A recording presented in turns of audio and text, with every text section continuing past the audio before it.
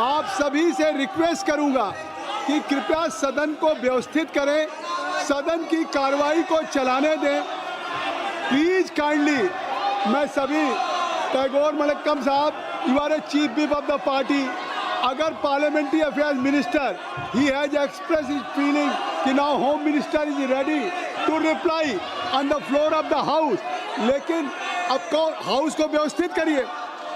अखिलेश जी इधर से व्यवस्थित है, चाहे संजय जायसवाल जी हो, निशिकांत जी हो, सभी पूरा सत्ता पक्ष बैठा है। अगर गृह मंत्री जी के लिए संसदीय कार्य मंत्री जी ने कह दिया है कि वो चर्चा का उत्तर देने के लिए तैयार हैं, देखिए आप अखिलेश जी, मैं समाजवादी पार्टी, कांग्रेस, डीएमके सभी मेंबर्स को रिक्वेस्ट करूंगा कि I think so this is the last week of the monsoon session. In last 3 weeks the entire monsoon session was washed out. Who is responsible? Who is accountable? You have been elected. You are fortunate, lucky, you only just to bear your responsibility towards your electoral college. But here you are not participating in debate. Even you were demanding that Home Minister should reply. अब parliamentary affairs minister ने कह दिया है, तो अगर आप जवाब चाहते हैं तो सदन को व्यवस्थित करें। आप सदन में चाहते हैं कि माननीय गृह मंत्री जी जवाब दें, तो सदन को व्यवस्थित करिए।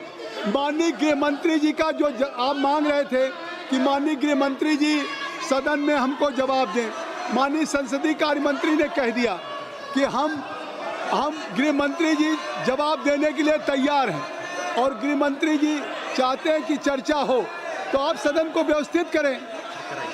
Item number 20, tribunals reform bill 2026, honourable minister.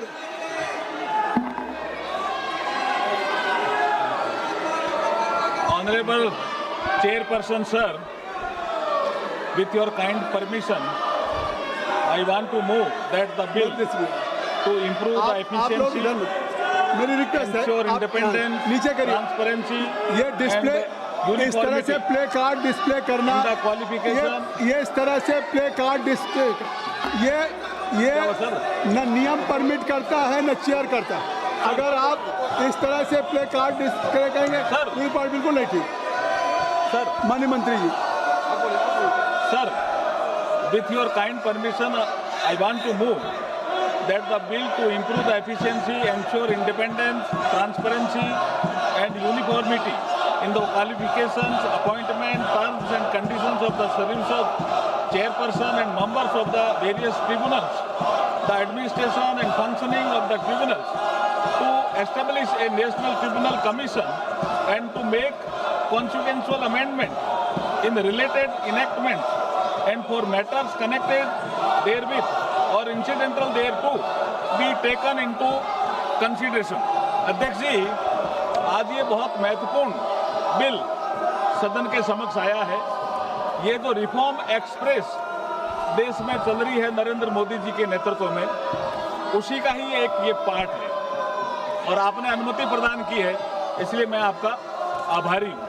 हमारे संविधान के आर्टिकल 323A और 323B में ये उपबंधित किया गया है, और बाद में एक स्वर्ण सिंह कमेटी की रिकमेंडेशन के आधार पर 42वें संविधान संशोधन 1976 के अंतर्गत संविधान में शामिल किया गया ट्रिब्यूनल की व्यवस्था को, ये मैं बताना चाहता हूँ। और इससे देश आज़ादी से पहले भी एक हमारे यहाँ ट्रिब्यूनल था, ITAT, income tax tribunal,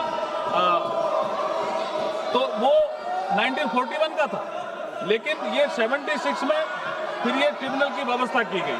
tribunal का उद्देश्य कोर्ट्स का अल्टरनेट बनना नहीं होकर मॉडर्न गवर्नेंस में taxation, company law, environment, security market, intellectual property और अन्य स्पेशलाइज्ड रेगुलेटरी मैटर से जुड़े मामले सुलझाने हेतु एक कॉम्प्लीमेंट्री संस्था के रूप में भूमिका निभाता है, जिससे speedy and effective justice delivery के अल्टीमेट गोल प्राप्त किया जा सके। ये ट्रिब्यूनल की व्यवस्था है।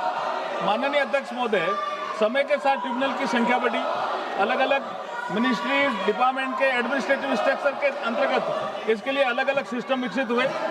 इससे ट्रिब्यूनल इकोसिस्टम में fragmentation, multiplicity of the procedure and administrative variation जैसी चुनौतियां सामने आई इसलिए प्रधानमंत्री श्री नरेंद्र मोदी जी के नेतृत्व में सरकार ने वर्ष 2015 में 15 से ही ट्रिब्यूनल के रेशनलाइजेशन की प्रक्रिया प्रारंभ की, जिसके तहत फाइनेंस एक्ट 2017 द्वारा समान प्रकृति वाले ट्रिब्यूनल्स का मर्जर कर उनकी संख्या 26 से घटाकर 19 की 19। इसके उपरांत ट्रिब्यूनल रूल्स 2017 एवं ट्रिब्यूनल रूल्स 2020 अधिसूचित किए गए, किंतु इनके अपॉइंटमेंट, टेन्योर, सर्विस कंडीशन एवं जुडिशियल इंडिपेंडेंस संबंधी प्रावधानों को सुप्रीम कोर्ट में चुनौती दी गई। रोजर मैथ्यू 2019 तथा मद्रास बार एसोसिएशन 2020 मामलों में सुप्रीम कोर्ट ने कई प्रावधानों को असंवैधानिक ठहराते हुए एक स्वतंत्र नेशनल ट्रिब्यूनल कमीशन की स्थापना का निर्देश दिया। इसी के लिए मैं आज आपके समक्ष बिल लेकर आया हूँ। इसके पश्चात ट्रिब्यूनल रिफॉर्म ऑर्डिनेंस 2021 तथा बाद में ट्रिब्यूनल रिफॉर्म्स एक्ट 2021 लागू किए गए। इसके पश्चात ट्रिब्यूनल की संख्या 19 से घटाकर 16 किया गया। इस एक्ट के कई प्रावधानों को भी सुप्रीम कोर्ट ने जुडिशियल इंडिपेंडेंस एवं सेपरेशन ऑफ पावर विरुद्ध मानते हुए असंवैधानिक घोषित कर दिया। फिर सुप्रीम कोर्ट ने 19 नवंबर 2025 के जजमेंट में पुनः स्पष्ट किया कि ट्रिब्यूनल्स मेंबर की अपॉइंटमेंट, टेन्योर, सर्विस कंडीशन न्यायपालिका स्वतंत्रता के अनुरूप होनी चाहिए तथा एग्जीक्यूटिव कंट्रोल से मुक्त, ट्रांसपेरेंट और इंडिपेंडेंस नेशनल ट्रिब्यूनल कमीशन की स्थापना आवश्यक है। एनटीसी की स्थापना आवश्यक है, सुप्रीम कोर्ट ने कहा था। इसी के लिए माननीय अध्यक्ष महोदय, इन्हीं न्यायिक निर्देशों को ध्यान में रखकर तथा कॉन्स्टिट्यूशनल तथा जुडिशियल फ्रेमवर्क को देखते हुए एक modern, independent and uniform tribunal ecosystem बनाने हेतु ट्रिब्यूनल रिफॉर्म बिल 2026 लाया गया है इस मान सदन के समक्ष। मैं इस सदन के माध्यम से एक बात स्पष्ट करना चाहता हूं कि यह बिल ट्रिब्यूनल की सब्सटेंटिव जुरिस्डिक्शन में कोई परिवर्तन नहीं करता। प्रत्येक ट्रिब्यूनल की जुरिस्डिक्शन वही रहेगी जो उसके संबंधित पेरेंट एक्ट में निर्धारित है, अर्थात जुरिस्डिक्शन बदलने का बिल नहीं है। ये governance, appointments, institutional independence, transparency और एफिशिएंसी को मजबूत करने का बिल है। माननीय अध्यक्ष महोदय, इस बिल के प्रमुख प्रोविजन इस प्रकार है। नेशनल ट्रिब्यूनल कमीशन की यानी एनटीसी की स्थापना, जिसकी अध्यक्षता सुप्रीम कोर्ट के फॉर्मर जज तथा हाई कोर्ट के फॉर्मर चीफ जस्टिस करेंगे। एनटीसी में 2 जुडिशियल, 2 टेक्निकल मेंबर होंगे ताकि न्यायिक व तकनीकी विशेषज्ञता का समन्वय हो। ट्रिब्यूनल अपॉइंटमेंट की प्रक्रिया एनटीसी के माध्यम से अधिक पारदर्शी, निष्पक्ष और मेरिट बेस्ड बनाया जाएगा, जिससे सर्च कम सिलेक्शन अपॉइंटमेंट तथा इंक्वायरी और रिमूवल से जुड़े कार्य शामिल होंगे। यूनिफॉर्म गवर्नेंस आदि एकरूपता के लिए डेडिकेटेड एनटीसी सेक्रेटेरिएट की व्यवस्था भी की गई है ताकि ट्रिब्यूनल का प्रशासनिक संचालन अधिक व्यवस्थित और संस्थागत हो। मेंबर्स के लिए 5 ईयर टेन्योर तथा स्पष्ट सर्विस कंडीशन का प्रावधान है, जिससे ट्रिब्यूनल की इंस्टीट्यूशनल इंडिपेंडेंस मजबूत हो। एलिजिबिलिटी के लिए कोई अलग मिनिमम एज रिक्वायरमेंट निर्धारित नहीं की गई है। माननीय अध्यक्ष महोदय, यह tribunal reform ease of justice, ease of doing business को बढ़ाने तथा ग्लोबल बेस्ट प्रैक्टिसेस को अडॉप्ट करने की दिशा में एक महत्वपूर्ण माइलस्टोन है, जो भारत के लीगल व इंस्टीट्यूशनल आर्किटेक्चर को और मजबूत करेगा तथा सर्वसुलभ, समयबद्ध और प्रभावी न्याय की हमारी संवैधानिक प्रतिबद्धता को आगे बढ़ाकर विकसित भारत 2047 के संकल्प को और सशक्त करेगा।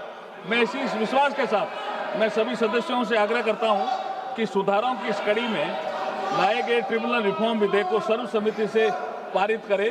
जैसे हमारे रोड सेक्टर में रोड आवश्यक है, रेल सेक्टर में रेल आवश्यक है, इंफ्रास्ट्रक्चर, ऐसे एयर सेक्टर में एयर इंफ्रास्ट्रक्चर आवश्यक करें।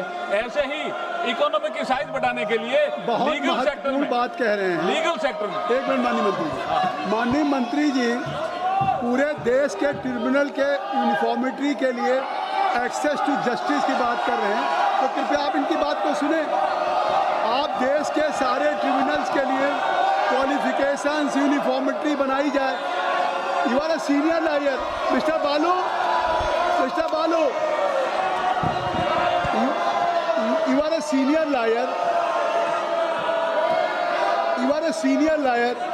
And if law minister now he is bringing a piece of legislation for just to ensure efficiency, independence, transparency, and uniformity in the qualifications, appointment, terms and conditions of service of chairpersons and members of various tribunals. तो please सुनिए आप, sir, various tribunals के uniformity के लिए कर रहे हैं। Uniformity के लिए सर मैं ये कहना चाहता हूँ, नरेंद्र मोदी जी के नेतृत्व में जो सरकार चल रही है वो हर इंफ्रास्ट्रक्चर को मजबूती देने के लिए काम करती है। ये भी रिफॉर्म है, लीगल सेक्टर के इंफ्रास्ट्रक्चर को ठीक करने का रिफॉर्म है।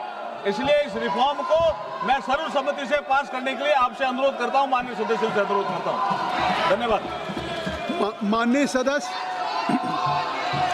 श्री के राधाकृष्णन, श्री अभय कुमार सिन्हा, श्री एन.के. प्रेमचंद्रन जी, श्री मनोज कुमार, आप सबसे मेरा अनुरोध है कि अगर आप सब अपने अपने संशोधन प्रस्तुत करना चाहते हैं तो अपने अपने स्थान पर चले जाइए, इस बेल को खाली कर दीजिए और please kindly you move your amendment from your allocated seat और हम आपको अनुमति देंगे। अगर आप अपने स्थान पर नहीं जा रहे हैं, इस महत्वपूर्ण बिल को, जैसा कहा हमारे लॉ मिनिस्टर ने, अगर इस पे संशोधन नहीं मूव करना चाहते हैं, आप चर्चा नहीं चाहते हैं, आप नहीं चर्चा चाहते हैं, you are a part and partial of law legislative, तो मैं सभी खंडों को सभा के निर्णय के लिए एक साथ ले लूँगा, विधेयक पर विचार करूँगा। प्रश्न यह है कि विधेयक पर विचार किया जाए, जो सदस्य इसके पक्ष में हैं वो हाँ कहें, जो सदस्य विरोध में वो ना कहें। मेरे विचार में निर्णय हाँ वालों के पक्ष में हुआ, हाँ वालों के पक्ष में हुआ। विधेयक पर विचार करने हेतु प्रस्ताव को स्वीकृत किया गया। अब सभा विधेयक पर खंडवार विचार करेगी।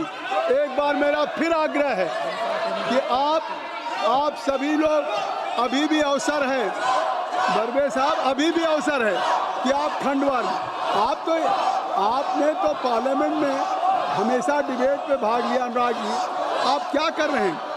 प्रश्न ये है कि खंड 2 से 24 विधेयक का अंग बने, जो सदस्य इसके पक्ष में है वो हाँ कहें, जो सदस्य विरोध में वो ना कहें। मेरे विचार में निर्णय हाँ वालों के पक्ष में हुआ, हाँ वालों के पक्ष में हुआ। खंड 2 से 24 विधेयक का अंग बना। प्रश्न यह है कि पहली और दूसरी अनुसूची विधेयक का अंग बने, जो सदस्य इसके पक्ष में वो हाँ कहें,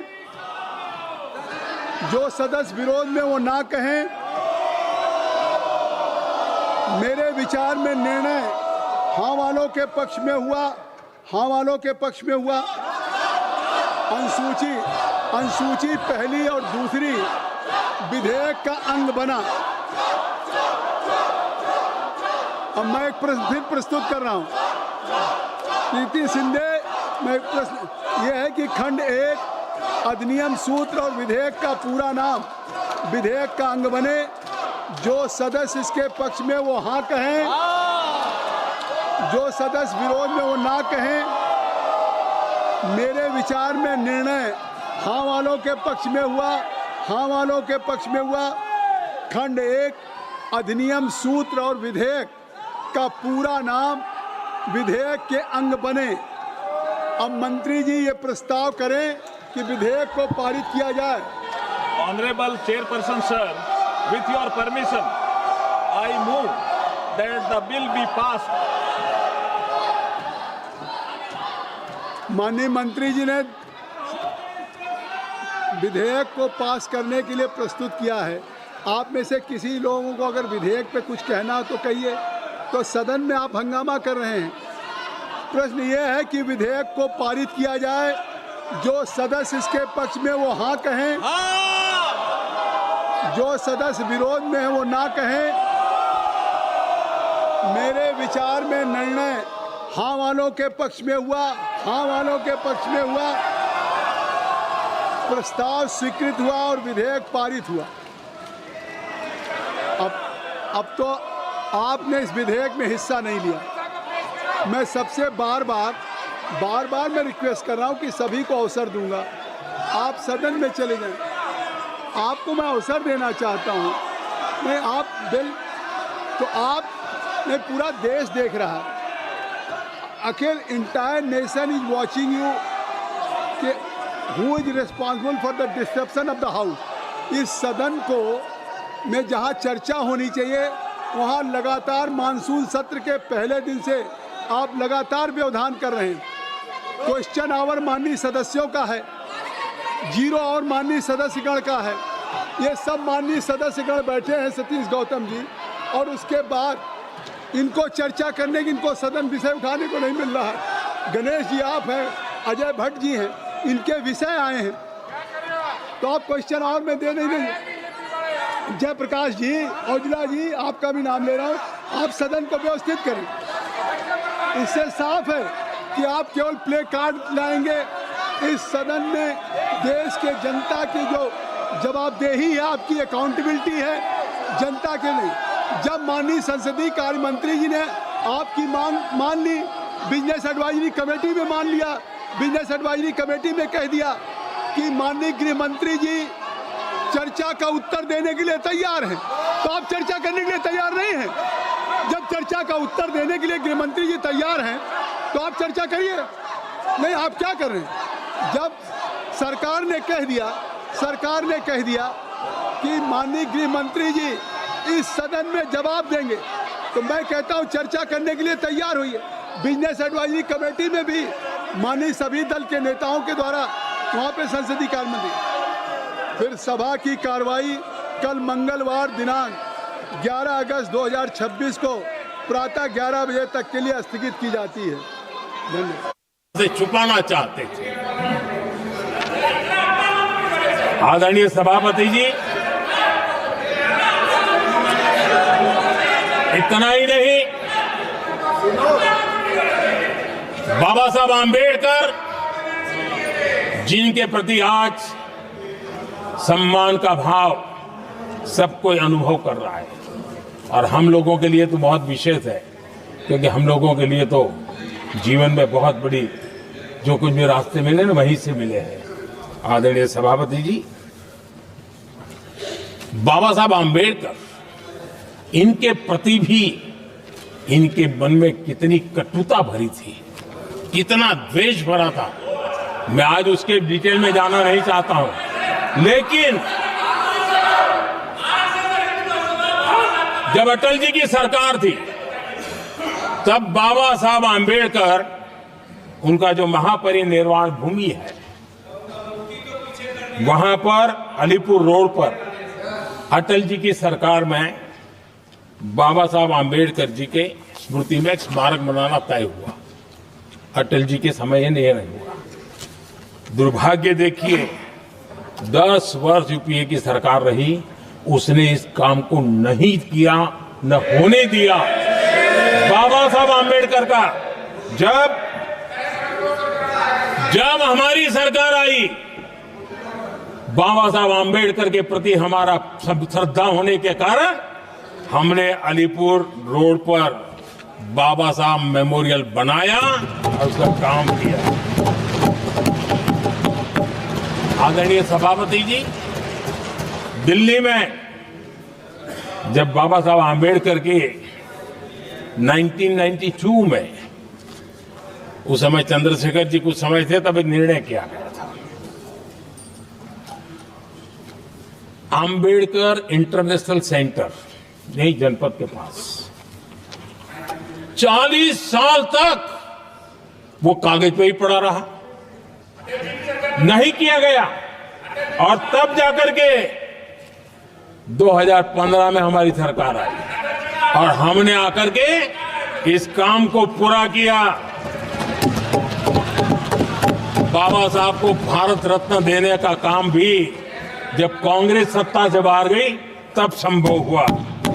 इतना ही नहीं, आदरणीय सभापति जी, बाबा साहब आंबेडकर के 125 साल तो हमने पूरी दुनिया में बनाए थे, विश्व के 120 देशों में बनाने का काम किया था।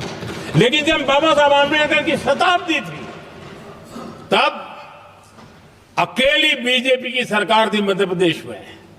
सुंदरलाल जी पटवा हमारे मुख्यमंत्री जी थे, और महू में जहां बाबा साहब आंबेडकर जी का जन्म हुआ था, उसको एक स्मारक के रूप में पुनर्निर्माण करने का काम सुंदरलाल पटवारी जी जब मुख्यमंत्री थे तब मध्य प्रदेश में हुआ था।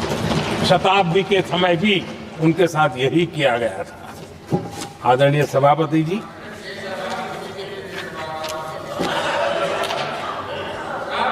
हमारे देश में बाबा साहब आंबेडकर एक दीर्घदृष्टा थे। समाज के दबे कुचले लोगों को मुख्य धारा में लाने के लिए वो प्रतिबद्ध थे और एक लंबे सोच के साथ भारत को अगर विकसित होना है तो भारत का कोई अंग दुर्बल नहीं रहना चाहिए। ये